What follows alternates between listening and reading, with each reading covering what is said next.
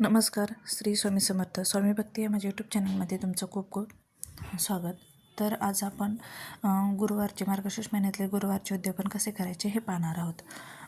मार्गशीर्ष महिना खूप पवित्र महिना मानला जातो. ह्या आपण 3 गुरुवारी महालक्ष्मीची पूजा केली, सेवा केली, खूप छान छान काही जणांनी खूप छान छान सेवा केली असतील, वाचन केलं असेल.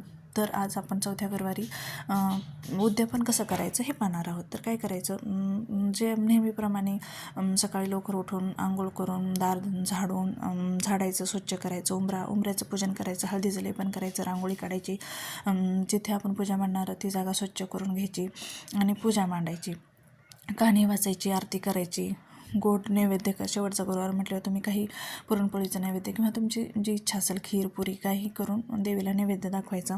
आणि संध्याकाळी दिवे लावायच्या टायमाला दिवे वगैरे लावायच्या टायमाला तुम्ही लक्ष्मी स्वरूप म्हणून 5 बायका, 5 कुमारिका किंवा 7, 5 काही तुमची इच्छा असेल त्या बोलवायच्या. आणि त्यानंतर मग त्या घरात आल्यानंतर त्यांचे पाय धुवायचे, त्यांना हळदी कुंकू लावायचं,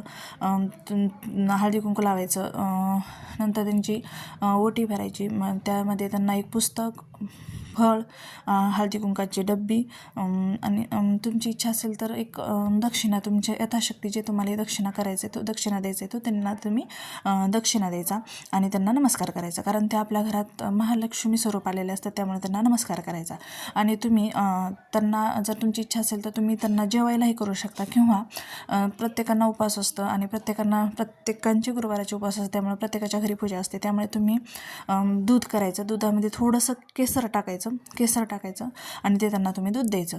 आणि अशी पूजेचं उद्यापन साधं सिंपल एकदम छान उद्यापन होतं. काही ह्याच्यामध्ये काही मोठं काही नसतं, छोटंसं.